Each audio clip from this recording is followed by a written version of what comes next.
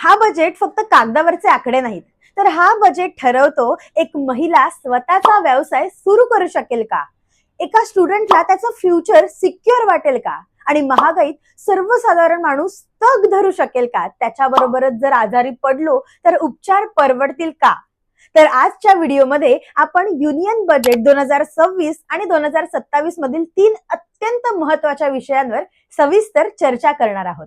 नमस्कार पाहुण्यांनो, गावडे सिस्टर्स या युट्यूब चॅनलवर तुम्हा सर्वांचं सहर्ष स्वागत आहे. असे इन्फॉर्मेटिव्ह विषय घेऊन आम्ही तुमच्या भेटीला येतच असतो. त्यामुळे जर तुम्ही अजूनही चॅनलवर नवीन असाल तर सबस्क्राईबचं बटन दाबायला विसरू नका. ही माहिती गोळा करायला, याच्यावर सविस्तर रिसर्च करायला, अभ्यास करायला आम्हीही आमचा स्वतःचा वेळ देत आहोत. त्याच्यामुळे तुम्ही सुद्धा जरासा वेळ काढा आणि सबस्क्राईबचं बटन आमच्यासाठी नक्की दाबा. कारण तुमच्यासाठी हे एक सबस्क्राईबचं फक्त बटन असेल, पण आमच्यासाठी ती खूप मोठी प्रेरणा आहे.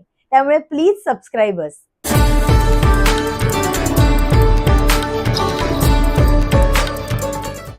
थोडक्यात सांगायचं झालं तर 2026-27चा बजेट हा पीपल फोकस बजेट आहे.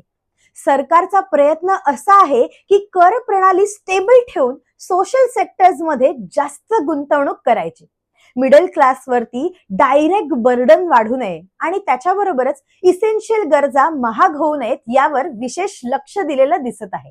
आता जाऊयात आपण सविस्तर मुद्द्यांकडे. आज भारताचं फ्युचर ठरवतोय महिला, तरुण आणि विद्यार्थ्यांच्या हातात आहे आणि बजेट 2026-27 मध्ये हे स्पष्टपणे दिसून येत आहे. तुम्हाला माहितीये का, हे 2026 आणि 27चं बजेट आलेलं आहे, याचं टोटल बजेट किती आहे? तर याचं टोटल बजेट आहे 53 लाख करोड इतकं. याच्याबरोबरच जर तुमचं 5 लाखापेक्षा जास्त इन्कम असेल तर त्यावर 5% तुम्हाला टॅक्स बसणार आहे आणि जर 10 लाखापेक्षा जास्त इन्कम असेल तर 20% इतका टॅक्स तुम्हाला भरावा लागणार आहे, सेस धरून. आता पाहूयात सरप्लस आणि डेफिसिट म्हणजे काय.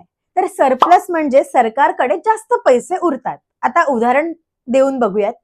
सरकारचं उत्पन्न आहे 100 रुपये, त्यांचा खर्च होतो 90 रुपये, म्हणजेच त्यांच्याकडे राहिले 10 रुपये. तर हे 10 रुपये म्हणजेच सरप्लस. आता डिफिसिट म्हणजे काय, तर डिफिसिट म्हणजे या उलट, म्हणजेच काय, ते सरकारला जास्त पैसा खर्च करावा लागतो. म्हणजेच सरकारचं उत्पन्न, समजा उदाहरण बघतोय आपण, सरकारचं उत्पन्न 100 रुपयाचं इतकं असेल, त्यांना जर खर्च 120 रुपये करावा लागत आहे, तर 20 रुपये जास्तीचे खर्च करावे लागत आहेत, म्हणजेच हे 20 रुपयेच जास्तीचे रुपयेच म्हणजेच डिफिसिट. बऱ्याचदा डिफिसिट जास्त असतं कारण सरकार विकासावरती मोठा खर्च करत असतो, याच्यामुळे डिफिसिट जास्त असतं. एका ओळीतच याचा फरक सांगायचा झाला तर सरप्लस म्हणजेच पैसा उरतो आणि डिफिसिट म्हणजे खर्च जास्त होतो, पैसे कमी पडतात. महिलांकडे आज फक्त लाभार्थी म्हणून नाही तर इकॉनॉमिक्सची आणि बॅकबोन म्हणून त्यांच्याकडे महिलांकडे पाहिलं जाते. सरकारचा फोकस आहे की महिलांना आर्थिकदृष्ट्या स्वतंत्र बनवणार. महिला उद्योजकांसाठी low interest loan, startups, funds आणि सेल्फ हेल्प ग्रुपसाठी फायनान्शियल सपोर्ट वाढवण्यात आला आहे. याचा अर्थ असा की आज एक महिला घरातून छोटा व्यवसाय सुरू करू शकते आणि तो बिझनेस, तो व्यवसाय पुढे नेण्यासाठी तिला सरकारचा पाठिंबा मिळू शकतो. वर्किंग वुमनसाठी वर्क प्लेस सेफ्टी आणि स्किल्स डेव्हलपमेंट प्रोग्राम्स यावर सुद्धा भर देण्यात आलेला आहे. हे सगळं एकाच दिशेने जात आहे की महिला सक्षम झाली तर संपूर्ण कुटुंब सक्षम होतं. आता युथ साठी काय आहे, तर भारताकडे जगातील सगळ्यात मोठी युथ पॉप्युलेशन आहे आणि बजेट 2026-27 स्पष्टपणे सांगतो की डिग्रीपेक्षा स्किल्स जास्त महत्वाची आहे. सरकारचा भर आहे स्किल्स बेस्ड एज्युकेशन वर आणि AI टेक्नॉलॉजी, डेटा, मॅन्युफॅक्चरिंग या क्षेत्रामध्ये तरुणांना इंडस्ट्री रेडी बनवण्यासाठी. त्यासोबतच प्रायव्हेट सेक्टरला जॉब क्रिएट करण्यासाठी इन्सेंटिव्ह दिले जात आहेत. मॅन्युफॅक्चरिंग, इन्फ्रास्ट्रक्चर, ग्रीन एनर्जी या सेक्टर्स मध्ये मोठ्या प्रमाणावर एम्प्लॉयमेंट जनरेट करण्याचा विजन आहे. म्हणजेच तरुणांसाठी हा मेसेज क्लिअर आहे की अपॉर्च्युनिटी आहेत, पण प्रिपेअर्ड असावं लागेल. आता जाऊया स्टुडंट्सकडे. स्टुडंटसाठी हा बजेट फक्त एक्झाम्स किंवा डिग्रीज यांच्या पुरताच मर्यादित नाही, तर एज्युकेशन बजेट मध्ये सुद्धा वाढ करून digital learning platforms, online education आणि रिसर्च फॅसिलिटीज यांना सुद्धा वाढवलं जात आहे. एज्युकेशन लोन्ससाठी इंटरेस्ट सबसिडी, त्याच्याबरोबरच रीपेमेंट फ्लेक्झिबिलिटी यांसारखे बदल हे स्टुडंट्सचा बर्डन कमी करत आहेत. रिसर्च आणि इनोव्हेशन साठी सुद्धा हायर एज्युकेशन इन्स्टिट्यूटला फंडिंग दिली जात आहे, जेणेकरून इंडियन स्टुडंट सुद्धा ग्लोबल लेवलवर कम्पीट करू शकतील. म्हणजेच काय तर हा बजेट स्टुडंट्सना जॉब सिकर पेक्षा जॉब क्रिएटर बनवण्याच्या दिशेने आहे. आता येऊयात महागाई आणि डेली लाईफ कडे. आता येऊयात त्या मुद्द्यांकडे जो प्रत्येक घराशी जोडलेला आहे, तो म्हणजे महागाई. महागाई पूर्णपणे नष्ट करता येत नाही, पण ती कंट्रोलमध्ये ठेवता येते.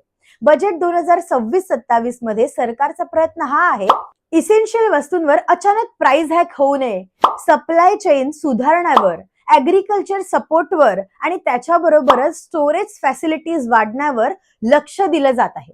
याचाच इनडायरेक्ट फायदा असा आहे की भाजीपाला आणि धान्यांच्या किमती फार फ्लक्च्युएट होणार नाहीत. आता फ्युएल प्राइसेस हा सगळ्यात सेन्सिटिव्ह मुद्दा आहे. या बजेटमध्ये पेट्रोल डिझेलवर सडन टॅक्स बर्डन टाळण्याचा प्रयत्न दिसतोय. Public transport projects, metro, electric buses, railways यांवर इन्व्हेस्टमेंट वाढवण्यात आलेली आहे. लॉंग टर्म विजन असा आहे की जर पब्लिक ट्रान्सपोर्ट स्ट्रॉंग झाला तर कॉमन माणसांचा ट्रॅव्हल खर्च सुद्धा कमी होईल. थोडक्यात सांगायचं झालं तर महागाई कमी नाही होणार, पण ती अनकंट्रोल सुद्धा होणार नाही. आता येऊया हेल्थ आणि मेडिकल सेक्टर्स कडे. कोविड नंतर सरकारला एक गोष्ट पूर्णपणे क्लिअर झालेली आहे आणि ती म्हणजेच हेल्थ हा खर्च नाही तर गुंतवणूक आहे. बजेट 2026-27 मध्ये गव्हर्नमेंट हॉस्पिटल्स, मेडिकल कॉलेज यांच्यासाठी मोठी तरतूद केलेली आहे. नवीन हॉस्पिटल्स जास्त, मेडिकल सीट्स जास्त आणि बेटर फॅसिलिटीज याच्यामुळे अर्बन आणि रुरल हेल्थ केअर मधली गॅप कमी होण्याची शक्यता आहे. सामान्य माणसासाठी ट्रीटमेंट परवडणं फार महत्वाचं आहे. जेनरिक मेडिसिन्स याच्याबरोबरच गव्हर्नमेंट हेल्थ इन्शुरन्स स्कीम्स आणि प्रिव्हेंटिव्ह हेल्थ केअर यावर भर दिला जातोय.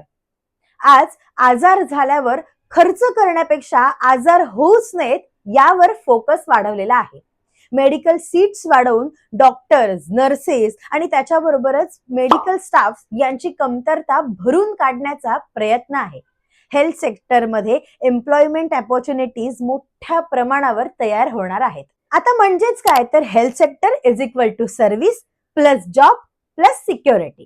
तर म्हणजे युनियन बजेट 2026-27 हा परफेक्ट बजेट नाही. हा बजेट आहे महिलांना सक्षम करणारा, तरुणांना एम्प्लॉयबल बनवणारा आणि महागाई मॅनेजमेंट करण्याचा प्रयत्न करणारा आणि आरोग्याला प्रायोरिटी देणारा हा बजेट सांगतो आहे की भारत फ्युचरसाठी तयारी करतोय. हा व्हिडिओ तुम्हाला कसा वाटला हे कमेंट बॉक्समध्ये नक्कीच सांगा आणि याच्याबरोबरच अजून असे कोणते विषय तुम्हाला पाहायला आवडतील हे सुद्धा आम्हाला कमेंट बॉक्समध्ये नक्कीच कळवा. तर भेटूयात पुढच्या व्हिडिओमध्ये एका नवीन विषयासह, एका नवीन इन्फॉर्मेटिव्ह विषयासह. तोपर्यंत बाय.